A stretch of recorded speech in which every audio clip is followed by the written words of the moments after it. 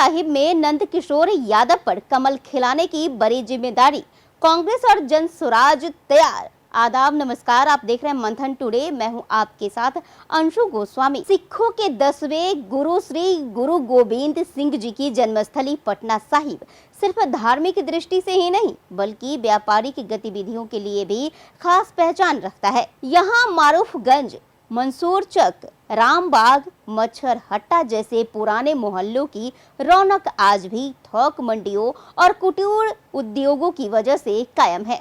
अनाज, मसाले, श्रृंगार की वस्तुएं और खिलौने की थोक मंडियां इस इलाके को व्यापारिक केंद्र बनाती है। यही वजह है कि पटना साहिब सिर्फ धार्मिक पर्यटन का नहीं बल्कि व्यापारिक गतिविधियों का भी केंद्र माना जाता है। पहले ये सीट पटना पूर्वी विधानसभा क्षेत्र कहलाती थी, लेकिन 2008 में परिसीमन के बाद इसका नया नाम पटना साहिब हो गया। इस विधानसभा क्षेत्र की राजनीति यात्रा काफी दिलचस्प रही है। कभी कांग्रेस, कभी जनसंघ और कभी समाजवादियों को मौका देने वाली ये सीट पिछले 3.5 दशक से भाजपा का गढ़ बनी हुई है। 1995 से यहाँ नंद किशोर यादव लगातार चुनाव जीतते आ रहे हैं और अब 8वीं बार मैदान में उतरने की तैयारी कर रहे हैं। 1957 में अस्तित्व में आए पटना पूर्वी क्षेत्र में 1990 तक 9 विधानसभा चुनाव हुए, जिनमें कांग्रेस ने 5 बार जीत दर्ज की, जनसंघ ने 2 बार, जबकि जनता पार्टी और जनता दल ने एक बार कब्जा जमाया। साल 1995 में पहली बार भाजपा ने इस सीट पर जीत का परचम लहराया और तब से ये सीट भगवा रंग में रंगी हुई है। नंद किशोर यादव इस लंबे सफर के नायक है और इस दौरान उन्होंने विधानसभा में मंत्री पद से लेकर अभी तक स्पीकर तक का सफर तय किया है। कांग्रेस जो 90 के दशक के बाद से यहाँ हाशिए पर चली गई थी, इस बार फिर पटना साहिब में गंभीर नजर आ रही है। इंडिया गठबंधन की बैठक में चर्चा है कि ये सीट कांग्रेस के खाते में जाएगी। पार्टी भी अब इस सीट पर दमदार चेहरा उतारने की तैयारी कर रही है।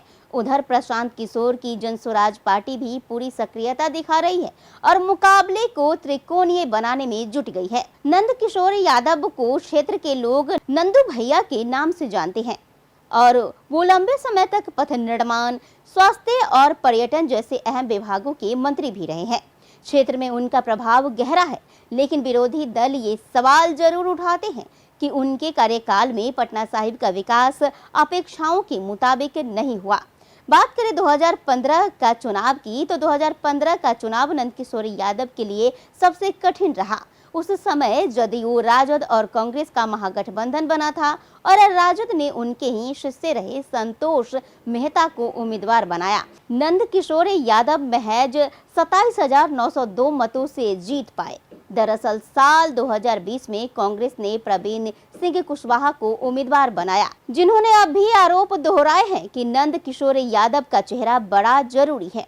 मगर पटना साहिब की सड़कों और जल जमाव और अपराध की समस्या जस की तस है। नंद किशोर यादव के सामने चुनाव में कभी राजद के राम लखन सिंह यादव, कभी ज्ञानेंद्र कुमार ज्ञानू, तो कभी भारतीय यादव और अनिल यादव जैसे चेहरे रहे। कांग्रेस ने 2010 में परवेज अहमद, 2015 में संतोष मेहता राजद और 2020 में प्रवीण कुशवाहा को मैदान में उतारा।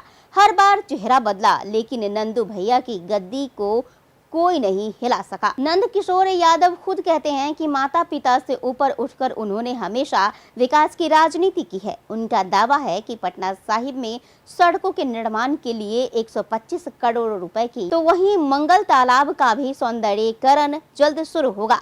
गंगा पथ बनाने से जाम की समस्या कम होगी। पटना घाट समेत अन्य इलाकों में सड़क निर्माण का काम भी जारी है। वहीं कांग्रेस उम्मीदवार प्रवीण कुशवाहा का कहना है कि भाजपा और नंद किशोर यादव ने पटना साहिब की जनता को सिर्फ भरोसा दिया है, ठोस काम नहीं। उनका कहना है कि जल जमाव, खराब यातायात और अपराध की समस्या अब भी जस की तस है। यही वजह है कि इस बार जनता बदलाव चाहती है। जन स्वराज भी क्षेत्र में अपनी पकड़ मजबूत बनाने की कोशिश में है। प्रशांत किशोर के कार्यकर्ता घर घर जाकर संपर्क अभियान चला रहे हैं और विकास से जुड़े मुद्दे उठा रहे हैं। अब देखना ये होगा कि लगातार 7 बार जीत चुके नंदू भैया इस बार भी जनता का आशीर्वाद लेकर निकलते हैं या फिर कांग्रेस और जनस्वराज मिलकर मुकाबले को नया मोड़ देते हैं। पटना साहिब की जनता इस बार जात पात और समीकरणों से ऊपर उठकर क्या वाकई विकास को तवज्जो देती है, यही तय करेगा कि नंद किशोर यादव का किला कितना मजबूत है। अगर आप निष्पक्ष पत्रकारिता को सपोर्ट करना चाहते हैं तो मंथन टुडे को ज्यादा से ज्यादा लाइक, सब्सक्राइब, शेयर, फॉलो जरूर करें और हाँ, कमेंट करिए, जरूर बताएं कि मंथन टुडे की ये खास पेशकश आपको कैसी लगी। अगर अभी तक आपने बेल आइकॉन को प्रेस नहीं किया है तो बेल आइकॉन को प्रेस करना न भूलें। देखते रहिए मंथन टुडे। शुक्रिया।